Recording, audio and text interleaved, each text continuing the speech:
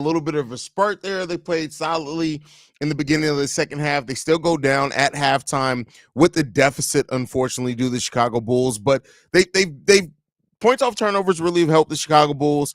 Kobe White, we had a really aggressive stretch there from Kobe White. He leads the team right now in scoring with 13 points. Oh, well, I'm sorry. He's second leading in scoring with 13 points. I would assume actually leads the team right now with 15 points. In the first quarter of the game, I would assume had more field goals scored than almost all the Chicago Bulls team combined. Nikola Vucevic has also been aggressive with 10 points as well. It's 10 points, 8 rebounds. And that's really the majority of the scoring. Io with 15, Kobe White with 13, Nikola Vucevic with 10. You got DeMar DeRozan with 5, Alex Caruso with 2. Caruso's really cold, 1-9 from the field so far. And then Andre Drummond's the only other player to score with 4 points. Julian Phillips has played 4 minutes, no points. Ernalot Batum has played 9 minutes. He's 0 for 2, no points there, but he did play really solid defense and got 1 rebound. And Javon Carter, another Tony Snell stat line from Javon Carter. I don't think anybody's really too surprised at that with Javon bald-headed Ho Carter. Unfortunately, but the Bulls are when you look at the things that the Bulls are doing to help keep them in the game, right?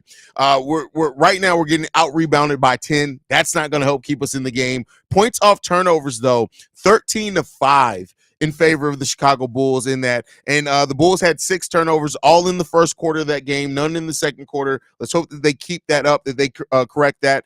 The Sacramento Kings also have 26 points off the bench. The Bulls only have 4. And then when you look at points in the paint, we're winning that 28-24 as well. So we got some things that we can build off on. We definitely got some things that we need to tighten up as well. And hopefully the Bulls do that, man. I don't want to doubt this team, right? I mean, have some serious questions about the way that the team's performing at times. But, we saw that brief stretch where especially when Kobe White gets going, it's a different team. And the thing that this team needs to always do and continually do every single game is attack the rim.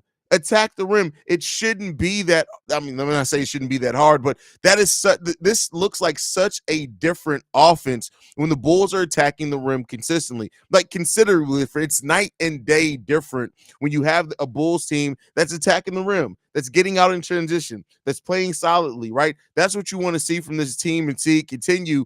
And hopefully we can see that, man. Hopefully we see more of that in the second half. They're not completely out of this game right now. It's a 7-point lead by the Sacramento Kings. The Bulls already erased a 12-point deficit. They can definitely still do that. Let's hope that they do, man. Let's hope that they bring it together, and let's see what they can do. The Kings with the 3-pointers are killing us. We need to do better in the third quarter, Haize. Well, yeah, I mean, listen, that was something that we always knew we weren't going to be able to really match to Wits. Now, with that said, the Kings have made 7 3-pointers. The Bulls have made 6. So we can't really look at just 3-pointers as what's killing them right now. We're shooting 30%. They're shooting 36%. We've gone 6 of 20. They've gone 7 of 19. So to me, with how the Bulls have typically given up a bunch of 3-pointers and also shot it bad themselves, they're keeping that 3-point discrepancy close enough. They got to play that defense, I think, to really kind of win that, right? Kobe effing White, he's long overdue for this. Let's go Bulls. If we keep playing strong in the second half, we got a chance. We just need the team to start taking and making. Listen, you don't want to rely on just the team. You need somebody else. DeMar could step up. We can get Julian Phillips to step up. Someone start making some shots. Alex Caruso's 1 for 9. If any of those players make a little bit more shots, we're looking at a really different game as far as that space between the two teams being a lot closer. So let's hope that continues. Peter says, seriously, stop giving Javon minutes.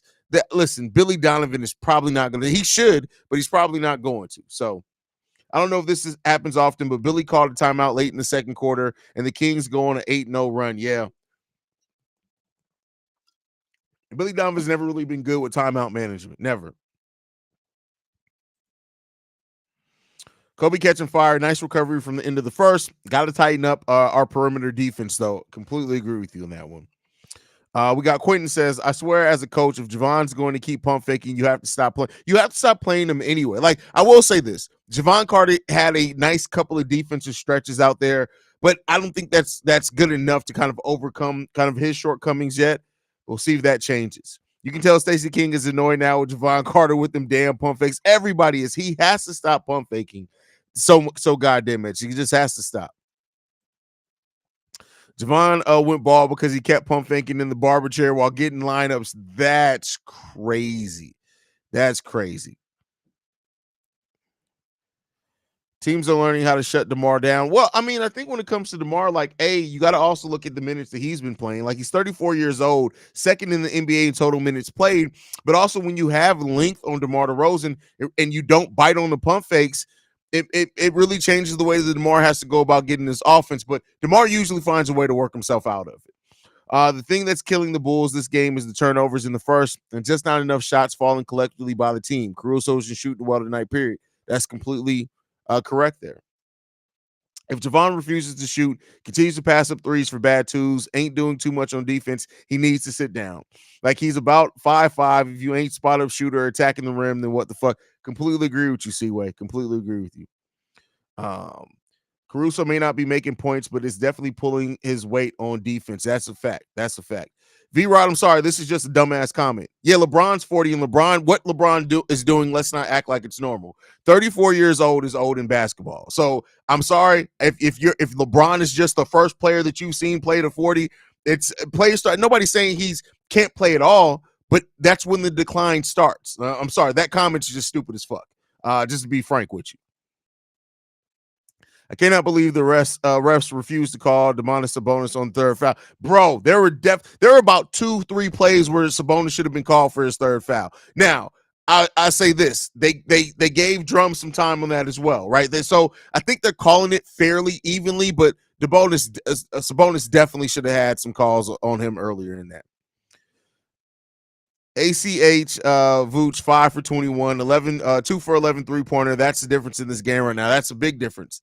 Big difference. Add DeMar into that as well, right? When you also throw DeMar DeRozan in that also, he has 5 points. He's only taken one shot, so let me not act like he's just completely shooting the ball bad. But yeah.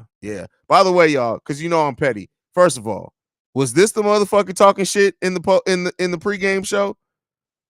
Like, you just know those glasses, those Coke bottle glasses, he literally is seeing people's souls. Like, he can see the demons that rely in your brain. He's seeing your thoughts before they form. The unclean thoughts that you have, Vern sees them easily. It's deep. It's just deep. It's deep.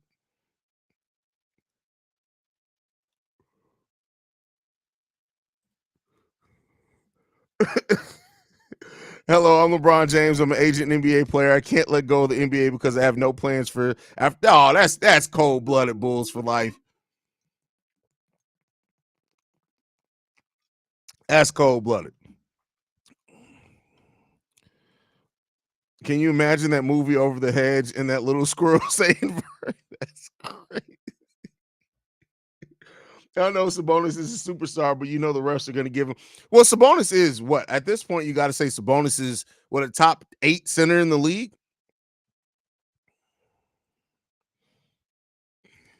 Why the announcers call Sabonis a poor man's Jokic? That they be so effing petty.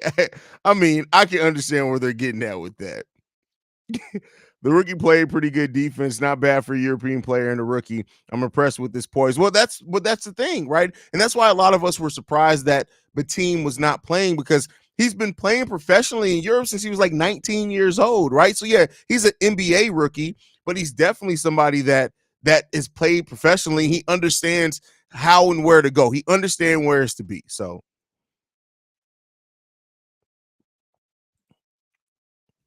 I want Javon Carter on a first-class flight to China by the end of the game. That's crazy. I like how aggressive Io is being. Io is back. He's unlocked that confidence that we saw from rookie Io, and it's hard not to acknowledge that. Like, Io DeSumo was playing with a level of confidence right now that I don't think he played at all with in his second season last year because of the slump, and he's just playing really good. It's just so annoying. The Bulls always seem never to get these 50-50 balls, even when they were young and rebuilding back during the Hoiberg and Boylan days. I don't get it. Well, Hoiberg and Boylan were two of the worst coaches in Chicago Bulls history. So, I mean, that says something to that, but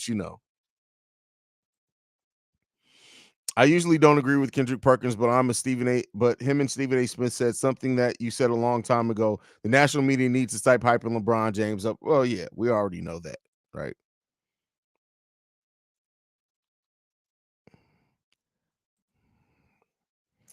Screw first class. Carter can fly, coach. Exactly. He doesn't need to fly. He doesn't deserve. Matter of fact, just put him in luggage. Just roll his ball headed whole ass up in like a duffel bag, and make sure you throw a couple of snacks in there with them and a breathing tube, and just let them fly in the package, the luggage bin. If Batum had played a few games already, he'd have less mistakes in some of these games. Oh yeah, I mean, listen, the mistakes that Batum is making, I think some players make that have been in the league for years, right? So, but I think that he'd definitely be further along, and the players out there with him would kind of understand where he likes the ball a little bit better as well. I still got a good feeling we're gonna pull this out. I can tell you right now, DeMar and Kobe ain't gonna go for a loss. I mean, we'll see. Well, I don't think anybody goes for it. Nobody's like, hey, we're just gonna get this loss real quick. Let's go ahead and get this L out the way. But we'll see. First class flight is generous. Javon can go freighter class, a slow boat to China. That's crazy. That's crazy. They could have signed D Rose instead of that. No, they couldn't, because their contracts aren't even remotely the same. So, and the Bulls tried.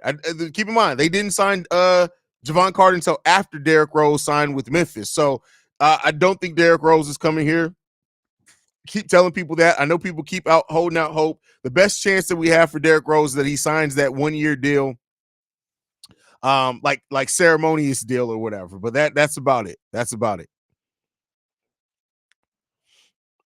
I really wanted to love Javon because I go hard for my western suburbs, Oak Park, Maywood, Bellwood, but he legit can't be rooted for at this moment. Yeah, he's trash. Just trash.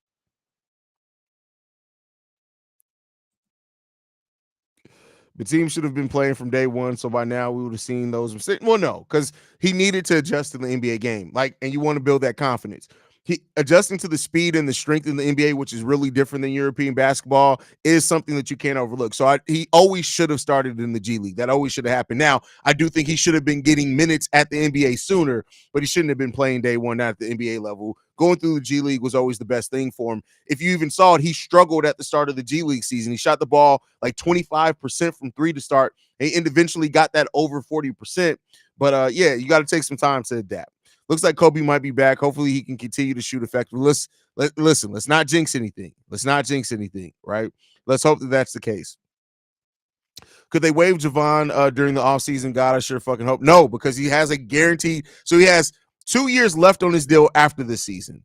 Next year is a guaranteed deal, and then the season after that is a player option. So listen, unfortunately, the ball-headed hoe is here to stick around. Now, we've seen players before have a bad first season and then find their way the second season, right? Look at Rudy Gobert over with the Minnesota Timberwolves. So again, and that's that he's a much higher caliber player. I'm not comparing the players, but I'm just saying that sometimes your first season with a team, maybe between the mix of the roster, your role or whatever, you don't get it going. Let's hope that changes for Javon, because unfortunately, he's probably looking like he's going to be a Bull for another couple of years. We're talking about D Rose in 2024. That's my favorite player, but if people paying attention, he don't even play 2 games straight without sitting out for real. That's also a very good point. But I'll tell you what, even 1 game, one off of Derrick Rose is probably better than ball-headed hoe Javon Carter. I mean, we're just being real here. We're just being real. JC is a perfect example of why we should never want a free agent just because of what he did on another team. That's a great point, Shay. But I mean, free agent, you're always kind of judging it off that, right? You're looking at what they could bring to your team, but you're never going to know for sure. How does our Portland pick work this year? So it's the same all the way through. So up until we have the pick up until 2028, it's top 14 protected, which means that if the Portland Trail Blazers make the playoffs, we get the pick. If by 2028 we don't get that first round pick, it turns into 2 second-round picks. That's how that works. All we can hope for is that Javon gets packaged with someone in the deal to get draft capital and expiring contracts. We can hope for that. Game's back on. I'll be back post-game show, guys. Love you guys. Go Bulls. See Red, y'all. Peace.